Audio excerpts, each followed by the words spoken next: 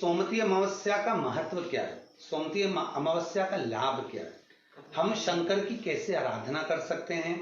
हम शंकर को कैसे प्राप्त कर सकते हैं? शिव को पाने का तरीका क्या है? सोमवती साल भर में सोमवती अमावस्या 1 या 2 पड़ती है। सोमवती अमावस्या के दिन पीपल के वृक्ष की फेरी जो लगाई जाती है वो खाली नहीं लगाई जाती। चाहे कच्चे सूत से लगाओ, चाहे 108 आप हल्दी की गठान रख लो, चाहे आप कमलगट्टा रख लो, चाहे आप सिंदूर की डब्बी रख लो, चाहे आप दाग चिरौंजी रख लो, पर 108 वस्तु होना जरूरी है। पीपल देव में जिसमें 52,000 ब्राह्मणों का वासा होता है, जिस पीपल में सारी सिद्धियां प्राप्त होती है, जिस पीपल में स्वयं लक्ष्मी नारायण के साथ निवास करती है, जिस पीपल में स्वयं सूर्यदेव शनि महाराज और यमराज को विराजमान करते हैं, उस पीपल में जिसमें ब्रह्मा विष्णु शिव सदा निवास करते हैं। सोमवती अमावस्या का फल ही यही है कि जिन वर कन्या का विवाह नहीं होता, जिन लड़का लड़की का विवाह नहीं होता, जिन पति पत्नी में आपसी में टकरार चल रहा हो, अदालत तक बात पहुंच गई हो, जिस घर में शांति नहीं रह रही हो, आपस में क्लेश बड़ा मचा हो, ऐसी हो गया मन में कि अब ये तनाव बहुत बढ़ गया है, संबंध टूट जाएगा, तो निवेदन है सोमवती अमावस्या के दिन आप भी सोमवती अमावस्या के दिन पीपल के वृक्ष के नीचे जाकर उस पीपल की पूजन कर कर उस पे कुंकु सिंदूर चंदन समर्पित कर कर कच्चे सूत से 7 परिक्रमा करिए। 7 बने तो 7, वैसे तो 108 लगाओगे तो आपके जीवन में सुखता आएगी। और ये वो सोमवती अमावस्या पड़ रही है जिसको सोम पुष्प कहा जा रहा है, पुष्य नक्षत्र पड़ रहा है और जो स्वयं भगवान शंकर के लिए शुभ है। आप 108 फेरी लगाएं, चाहे दाने से लगाएं, चिरौंजी से लगाएं, जिससे भी लगाएं, पीपल की पूजन करें, जल अर्चना करें। इतना निवेदन करता हूं कि आपके घर में अशांति नहीं हो सकती, परिवार में प्रेम जरूर बढ़ेगा। निवेदन है जिसके घर में क्लेश बहुत मचा हुआ है, या कोई पैसा खाकर चले गया, धन नहीं दे रहा, रुपया नहीं दे रहा और बहुत मशक्कत कर लिए, हाथ जोड़ लिया, पांव पड़ लिया, रुपया नहीं दे रहा, तो काली तिल्ली को पानी में गला दीजिए और पानी में गलाकर उसको सुबह पीस लीजिए। सोमवती अमावस्या के दिन सुबह पीस लो, पीस कर एक कटोरी में उसमें पीला चंदन मिला लीजिए, उसको लेकर जाइए, 1 लोटे में दूध और जल लेकर जाइए, 5 बेलपत्र लेकर जाइए, शंकर के मंदिर में पहुंचिए, शंकर जी के शिवलिंग को वो जो तिल आपने पीसी है उस तिल को आप मिक्सर में मत पीसना, हाथ से कूटिए या कोई बैलन से या कोई वस्तु से उसको पीसिए और पीस कर उसका उपटन तैयार करिए, उसमें चंदन मिलाकर शंकर के शिवलिंग को समर्पित करिए, शंकर के शिवलिंग को लगाइए। केवल शिवलिंग को ही नहीं, भगवान शंकर की संपूर्ण जलाधारी पर, जहां शंकर भगवान की बेटी अशोक सुंदरी है, कार्तिकेय जी हैं, गणेश जी हैं, उस पूरे जलाधारी में जहां पार्वती मैया भी विराजमान है, पूरी जलाधारी को समर्पित करिए। समर्पित कर कर त्रिपुंड लगाइए, अपनी 3 उंगलियां उसी चंदन पर फेर दीजिए, फेर कर अपनी कामना कर कर बेलपत्र चढ़ा दीजिए। 5 या 7 बेलपत्र आपके भाव से आप शिव को समर्पित कर दीजिए। समर्पित कर कर हाथ में कलश लेकर दूध और जल मिला हुआ पात्र लेकर शंकर को समर्पित करिए और बाबा भोलेनाथ से विनती करिए कि जिस व्यक्ति ने हमारा धन खाया है, जिस व्यक्ति ने पैसा रख लिया या कोई लेकर चले गया या कोई ऐसा काम हो गया कि वो धन आ ही नहीं रहा है, बहुत तकलीफ में है, तो बाबा से विनती करो। मुझे पूरी उम्मीद है कि सोमवती अमावस्या इस बार आप जो कर रहे हैं, अगली सोमवती अमावस्या जब आएगी, इतनी प्रसन्न चित्त में आप ये पूजन करेंगे, वापिस करेंगे और पूरे परिवार समेत करेंगे। जब आपका धन आ जाएगा, वैभव हो जाएगा, तो आप वापिस उसको धारण करेंगे। फिर नहीं, और लिख के रखना, अगली सोमवती को फिर करना, जब सोमवती अमावस्या पड़े फिर उसको करिएगा, आपको फल अधिक मिलेगा। मेरा निवेदन, जिन कन्या और वर के विवाह नहीं हो रहे, वो सोमवती अमावस्या के दिन जाकर बाबा पीपल के पेड़ की फेरी अवश्य दें। 108 नहीं बने 7 अवश्य दें। पूजन कर कर, दिया लगाकर, घी का दीप प्रज्वलित कर कर बड़े आनंद में पीपल देव का पूजन करें। और निवेदन, जिस व्यक्ति को रोग बहुत हो, चाहे शुगर हो, बीपी हो या घुटने में दर्द हो, कमर में दर्द हो या बहुत कष्ट का जीवन निकल रहा हो, यहाँ तक कैंसर जैसी भी बीमारी यदि आपको है, तो ये सोम पुष्प को छोड़ना मत, सोमवती अमावस्या को मत छोड़ना। निवेदन है, आप एक पात्र जल जिसमें पीला चंदन, पात्र के जल में एक कलश में जल लीजिएगा, उसमें पीला चंदन घोल लीजिए। पीला चंदन घोलकर उसमें थोड़ी सी काली मिर्ची पीस कर मिला लीजिए, काली मिर्ची को पीस कर डाल दीजिए और उसमें 7 बेलपत्र उसके अंदर डाल दीजिए। 7 बेलपत्र के साथ में 7 वृक्ष के पत्ते, कोई भी वृक्ष जो आपके पास में हो, 7 वृक्ष के पत्ते उस कलश में डाल दीजिए। घर से निकलते समय पूरे घर का भ्रमण करते हुए जिस व्यक्ति को रोग बहुत है उस व्यक्ति का स्पर्श कराते हुए वो जल शंकर भगवान के ऊपर समर्पित कर कर थोड़ा सा जल बचाकर, पत्तियां सब शिव जी को चढ़ाकर थोड़ा सा जल बचाकर शंकर की देहली पर चढ़ा दीजिए, शंकर की चौखट पर, भगवान शंकर के शिवलिंग की चौखट पर समर्पित करें। शिवलिंग की चौखट पर समर्पित कर कर उसी जल जो आपने देहली पर चढ़ाया है उसी जल का भाग थोड़ा सा कटोरी में 1 चम्मच के बराबर लेकर आइए। जो व्यक्ति बीमार है उसके शरीर पर उसको छींटा दीजिए, 3 बार छींटा देना है, सुबह, दोपहर और शाम। उसके बाद में बाबा विश्वनाथ से प्रार्थना करिए, शाम के समय घर के बाहर एक घी का दिया अवश्य लगाइए। मुझे पूर्ण उम्मीद है सोमती अमावस्या रोग मुक्त करेगी, अधिक फल आपको प्रदान करेगी, सुख का अनुभव कराएगी, आपके जीवन का कल्याण करेगी। और निवेदन, सोमती अमावस्या हमारे जीवन को फलित करने वाली, सुख देने वाली, आनंद देने वाली, हम उसका लाभ अवश्य लें। जो बच्चे पढ़ने में कमजोर है या कोई विद्या के लिए किसी एग्जाम में बैठ रहे हैं, गवर्नमेंट के एग्जाम में बैठ रहे हैं और बच्चे उस एग्जाम में पास नहीं हो पा रहे हैं या निकल नहीं पा रहे हैं, या कोई टीचिंग के लिए, बैंकिंग के लिए आप अप्लाई कर रहे हो, नहीं हो रहा है, निवेदन है सोमती अमावस्या कल पड़ रही है, 2 स्वस्तिक आपको बनाना है। कितने स्वस्तिक बनाना है? 2 स्वस्तिक। एक स्वस्तिक कुंकू का पीपल के पेड़ पर बनाना है आपको।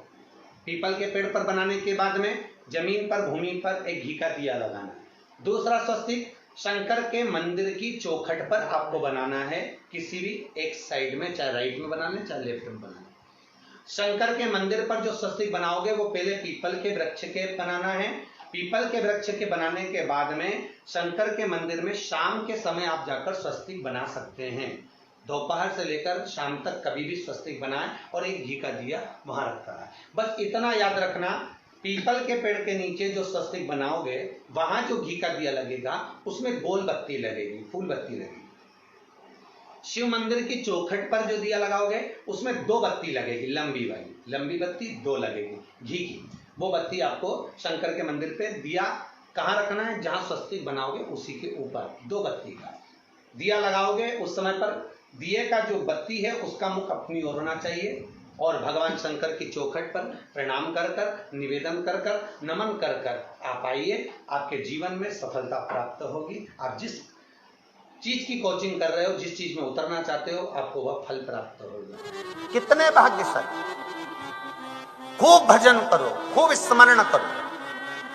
अमावस्या है, अमावस्या के दिन प्रदोष काल में, प्रदोष के समय पर, प्रदोष काल में शाम के समय पर जाकर किसी भी नदी, तालाब, बावड़ी, कुआं, कहीं ना कहीं जो आपके पास में हो वहां पर एक घी का दिया, बत्ती का मुंह दक्षिण की ओर कर कर अवश्य जला कर जाना। सारे पितृदोष समाप्त हो जाएगा, सारा पितृदोष समाप्त। अमावस्या के दिन किसी भी जलाशय के पास में, नदी, तालाब, बावड़ी, कुआं, जो आपके शहर में, आपके गांव में, आपके नगर में हो वहां जाकर लगा दे। अगर नदी, तालाब, बावड़ी, कुआं नहीं है तो पीपल का वृक्ष हो या बेलपत्री का वृक्ष हो या बट का वृक्ष हो, उसके नीचे लगा दो प्रदोष काल में। पर अमावस्या के दिन लगाएं जरूर। क्यों? क्योंकि अमावस्या के दिन पितृ शाम के समय प्रदोष काल में शंकर भगवान का नाम जाप कर कर नदी, तालाब, बावड़ी पर पानी पीने जाते हैं। वहां से जल का आचमन कर कर पितृ अपने लोक को चले जाते हैं प्रदोष काल के समय पर। इसलिए प्रदोष काल में जलाशय के पास में, बावड़ी, कुआं, नदी, तालाब के किनारे पर दिया लगाया जाता है दक्षिण की ओर मुख कर कर बत्ती का। तो पितृ आशीर्वाद देते हुए जाते हैं कि फलो फूलो, आगे बढ़ो, उन्नति करो, तरक्की करो। ये पितरों का आशीर्वाद रहता है, पितरों का वर रहता है। आप देंगे उसको मिलेगा। पितृदोष है, ये आपको कैसे मालूम पड़ेगा?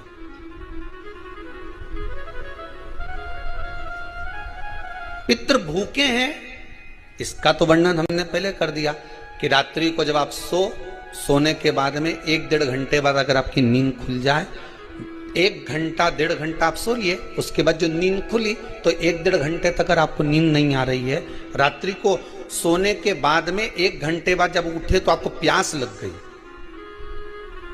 भूख लगने लगी, प्यास लगने लगी कि मेरे को पानी पीना पड़ेगा, घबराहट हो रही, पानी पीना पड़ेगा। 1-1.5 घंटे सोने के बाद अचानक नींद खुले और आपको प्यास लगे, समझ लेना आपके पितृ भूखे हैं और प्यास है।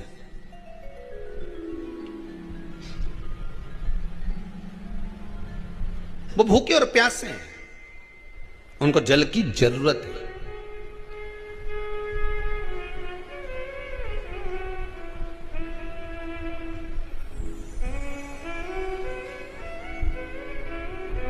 किसी भी नदी में, सरोवर में, कुंड में, बावड़ी में, तालाब में, आप तीर्थ में जाकर जब स्नान करते हैं तो स्नान करने के बाद एक काम का नियम बना लो कि अपने हाथ की अंजलि में जल लेकर अपने पूर्वजों को देना। प्यासे रहते हैं, भाग मांगते हैं।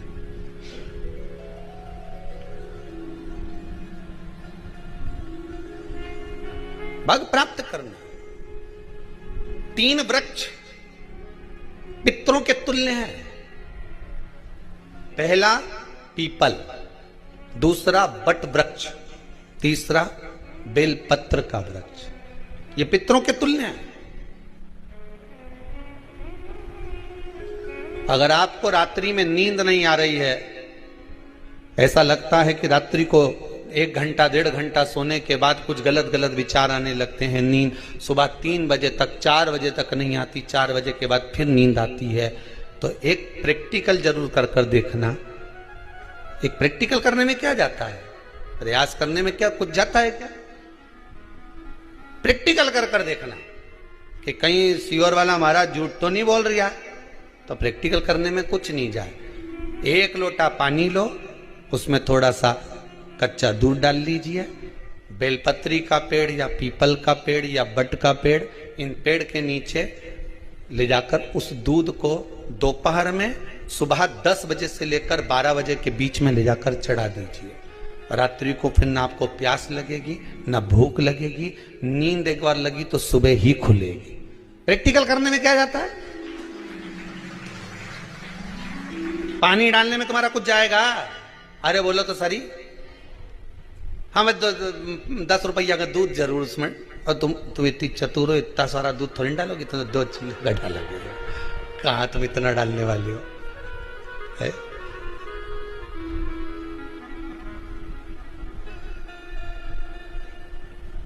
प्रैक्टिकल करने में क्या जाता है? कुछ भी नहीं बिगड़ेगा। ये तो बस जल डालोगे तुम्हारा ही कुछ अच्छा हो सकता है, बाबा की कृपा है।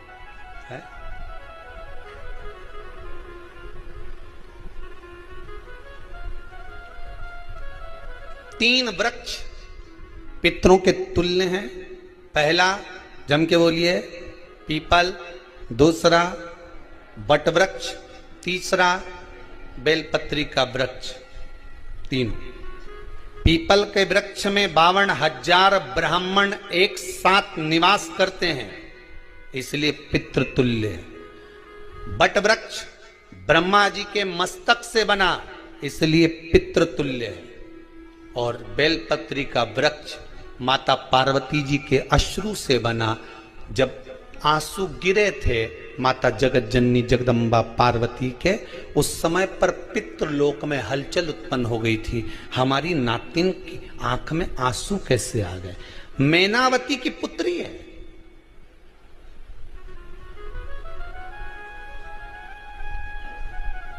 पितरों की नातिन, इसकी अश्रु कैसे गिर गए? पार्वती जी ने कहा ये आंसू नहीं, मेरा पुण्य भाग प्रकट करती हूं बेलपत्री के रूप में। तो पितरों ने वर दिया था कि ये बेलपत्री का वृक्ष हमारा आशीर्वाद है, इसके नीचे अगर कोई दीप लगाता है, शिव को स्पर्श कर चढ़ाता है, उसके पितरों की शांति होगी। हम स्वयं उसको आशीर्वाद देने के लिए पधारेंगे। बेलपत्र का व्रत पितृतुल्य।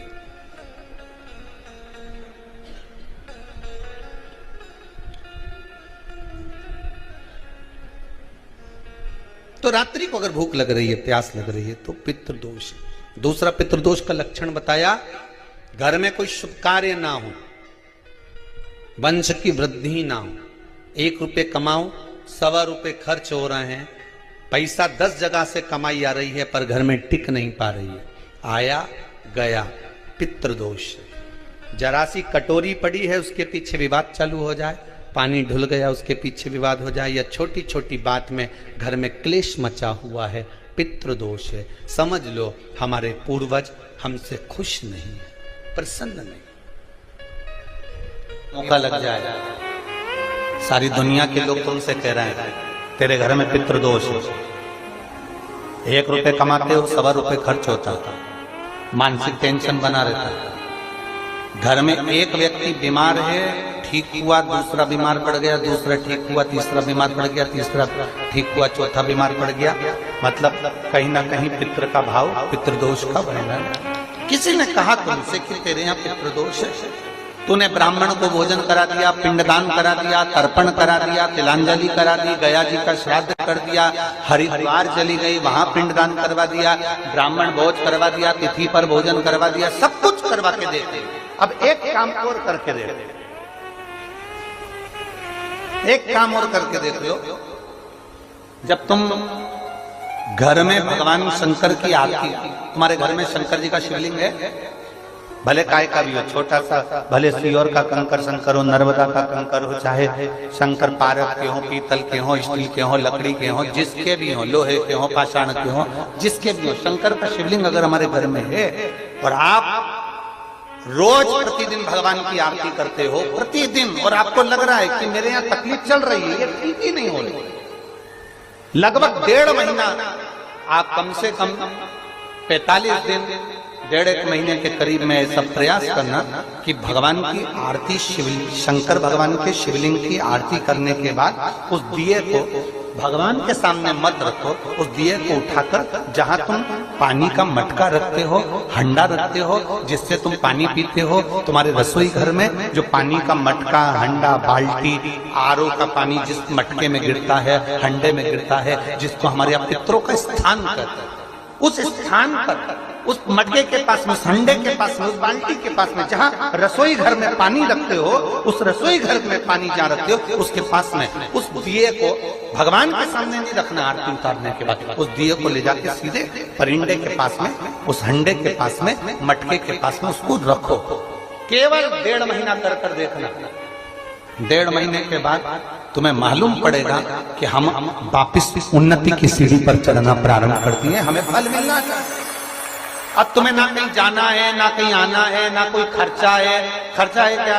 ईमानदारी से बोलो, कोई तुम्हारा लाखों का रुपया लग गया क्या? रोज आरती करते हो रोज आरती। बस आरती का नियम बना लो कि हमको पितृदोष किसी ने बोला है, हमारे घर में अशांति है, पितृदोष है, कोई कह रहा है कि तुम्हारे घर में पितृदोष है, हमने सब कुछ करके देख लिया। अब हमें यह करना है कि महादेव की आरती जब होती है तो उसकी ज्योत का दर्शन करने पर 1000 कपिला गाय के दान का पुण्य मिलता है। तो ये पुण्य हम हमारे पितरों को देते हैं, जिससे उनकी मुक्ति हो जाए और हमें आशीर्वाद प्राप्त। उस दिए को नीचे नहीं रखना, आरती उतारने के बाद आरती पूरी हो जाए तब उस दिए को ले जाकर, जब आप ले जाकर उसको रखें तब उस स्थान पर रखें जहां पितरों का स्थान, जहां पितरों का स्थान।